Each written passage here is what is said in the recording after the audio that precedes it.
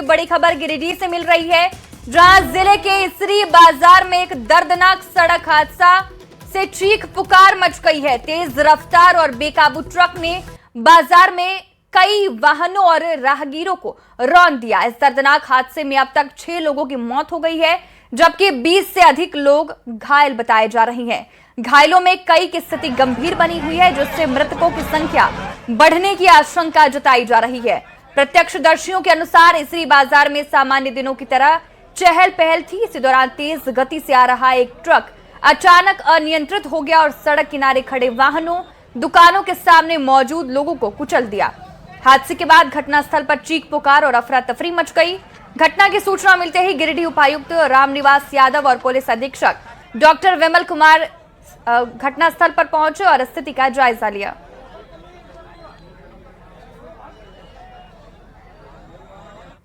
और झारखंड की खबरों पर रहेगी नजर। बड़ी खबर बिहार से सामने आ रही, जहां TRE-4 से जुड़ी ये बड़ी खबर है। सीएम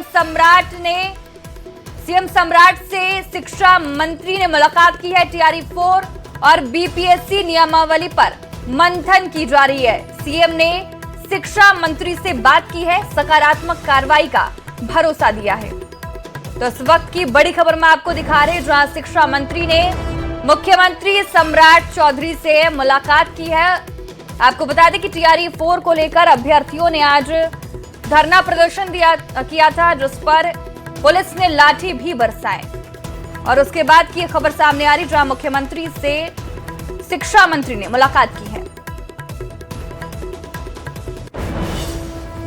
और पटना से एक और बड़ी खबर सामने आ रही, जहां MDM में गड़बड़ी पर शिक्षा मंत्री गंभीर नजर आ रहे हैं। बर्दाश्त नहीं होगी गड़बड़ी, ऐसा शिक्षा मंत्री मिथिलेश तिवारी का कहना है। सीएम से मुलाकात के बाद शिक्षा मंत्री का ये बड़ा बयान सामने आया है। गड़बड़ी होने पर अधिकारी को नाप दिया जाएगा, ये भी शिक्षा मंत्री का कहना है। MDA में गड़बड़ी पर यह संज्ञान लिया गया है। हमारे साथ फोन लाइन पर जुड़ गए हैं रजनीश, संवाददाता। रजनीश, बड़ी खबर सामने आ रही है और शिक्षा मंत्री सख्त नजर आ रही हैं और कह रहे हैं कि बर्दाश्त नहीं होगा, गड़बड़ी होने पर नाप दिया जाएगा। बिल्कुल साक्षी, देखिए पहला दिन है और शिक्षा मंत्री मिथिलेश तिवारी ने पदभार ग्रहण करते ही तमाम अधिकारियों के साथ समीक्षा बैठक की। इस बीच राजधानी पटना की सड़कों पर TRE-4 के हजारों स्टूडेंट जो हैं वो प्रोटेस्ट करते नजर आए। पुलिस ने लाठीचार्ज भी किया और कई चोटिल भी हुए। दिन भर लगातार प्रदर्शन जारी रहा।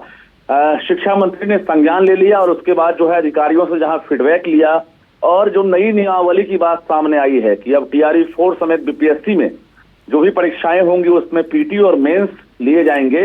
इसको लेकर भी मिथिलेश तिवारी ने संज्ञान लेते हुए CM सम्राट चौधरी से मुलाकात की और सम्राट चौधरी ने भरोसा दिया है मुख्यमंत्री ने कि कहीं ना कहीं इस पूरे नियमावली को लेकर वो समीक्षा करेंगे और उम्मीद है कि छात्रों के हित में सरकार बड़ा फैसला लेगी, क्योंकि हजारों छात्र जो हैं एक तरह से टेंशन में आ गए हैं कि पहले एक परीक्षा होती थी लेकिन अब PT और मेंस की परीक्षा होगी। तो मिथिलेश तिवारी का ये एक्शन देखने को मिला है। दूसरी बड़ी बात यह है कि अब जो मॉनिटरिंग सिस्टम है उसमें सुधार की बात कही जा रही है। अधिकारियों को निर्देश दिया है इन्होंने कि अब शिकायतों को आप लंबित नहीं रख सकते हैं, इसको लेकर आप टोल फ्री नंबर जारी कीजिए।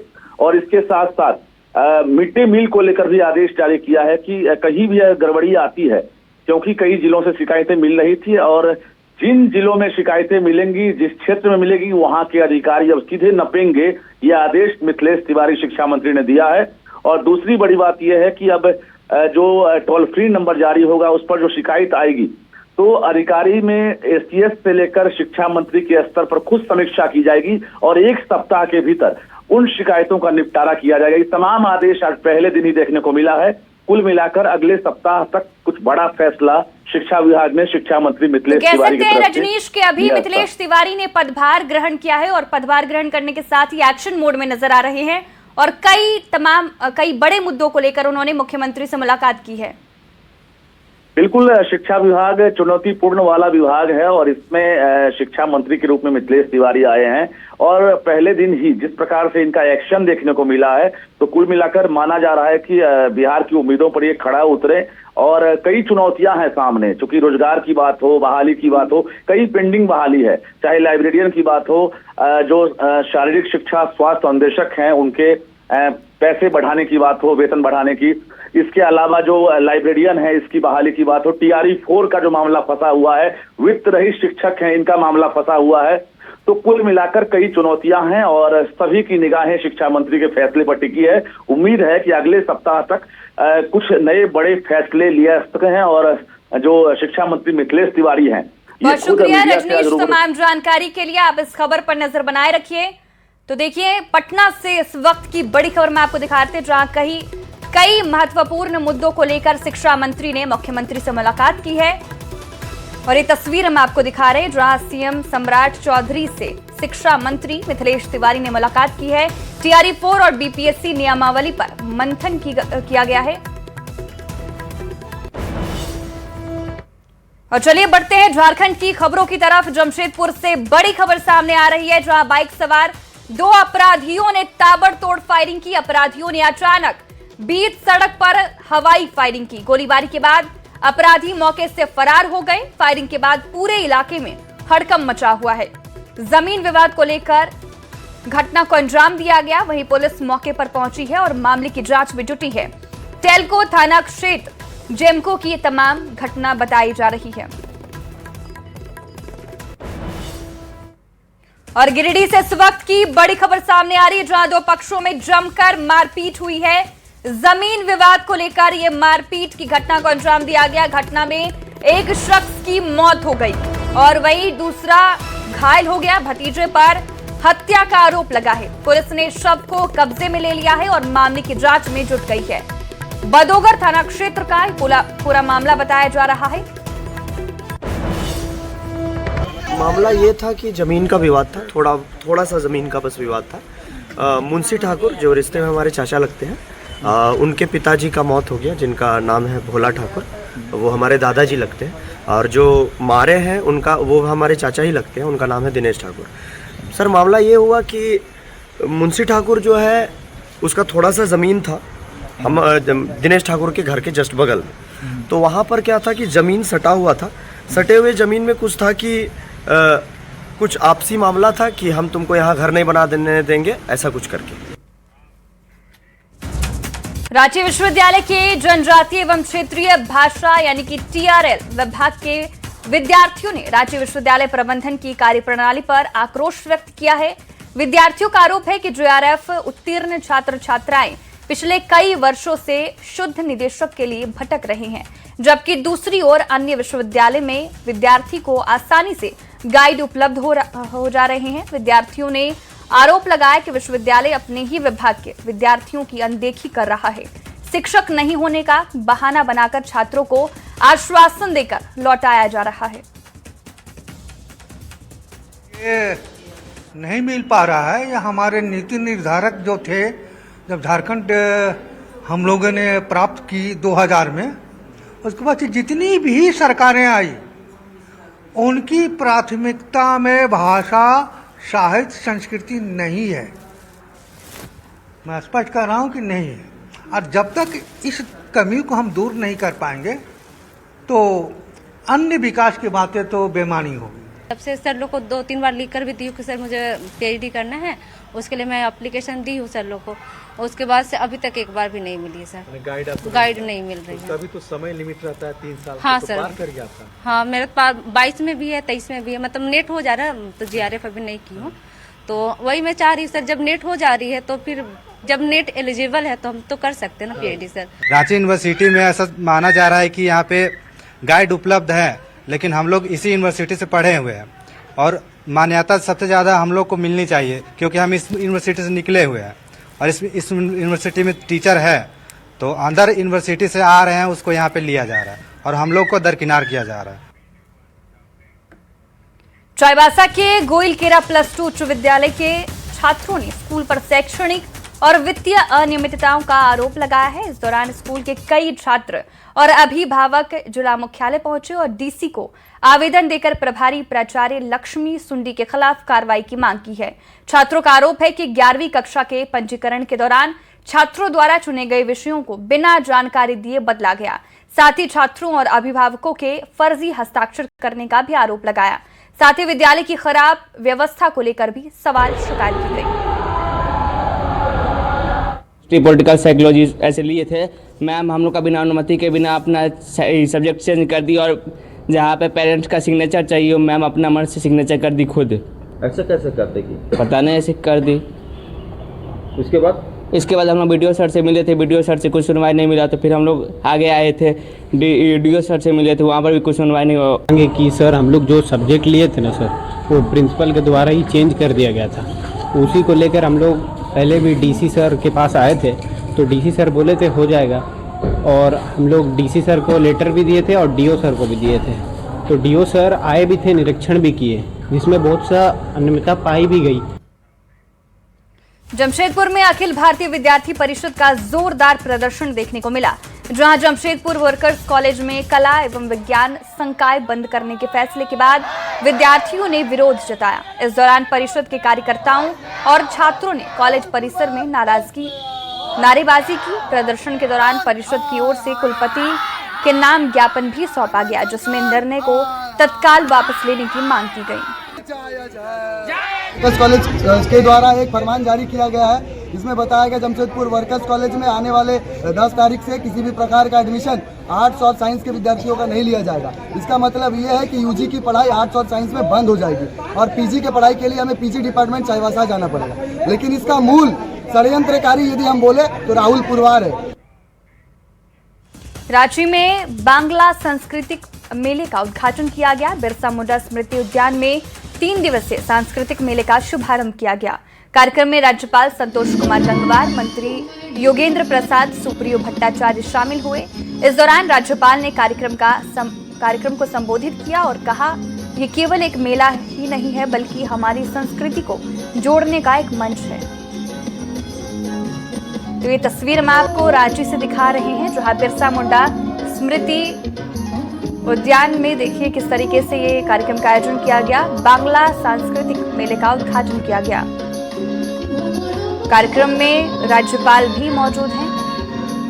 ये तस्वीर हम आपको दिखा रहे, बिरसा मुंडा स्मृति उद्यान में 3 दिवसीय सांस्कृतिक मेले का शुभारंभ किया गया। को भूल जाना किसी भी समाज के लिए उचित नहीं हो सकता। हमारी संस्कृति ही हमारी पहचान है और यहाँ हमें